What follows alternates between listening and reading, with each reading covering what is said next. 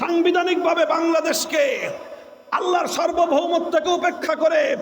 যে এই যে শিরকি আইন তৈরি করবার যে অভিশপ্ত ধারায় বাংলাদেশের 18 কোটি মুসলমানদেরকে যে বন্দী করে রাখা হয়েছে, আমরা এখন এই বন্দিত্ব থেকে স্বাধীনতা চাই, আমরা মুক্তি চাই। আমরা চাই সংবিধান সংস্কার যখন হবে সেখানে একটা ধারা সংযুক্ত থাকতে হবে,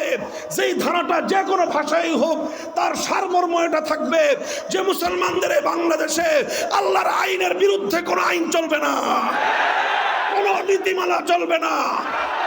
কোনো বিধান চলবে না। কোনো বিধান থাকলে সেটা বাতিল গণ্য হবে, কোনো নীতিমালা থাকলে সেটা অকার্যকর বলে গণ্য হবে। চাই সেই নীতিমালা জাতিসংঘের হোক, চাই সেই নীতিমালা সার্কের হোক, চাই সেই নীতিমালা দেশের ভিতরের অথবা বাইরে হোক, আল্লাহর কোরআন এবং নবীর সুন্নাহ বিরোধী কোনো আইন, কোনো নীতি বাংলার মাটিতে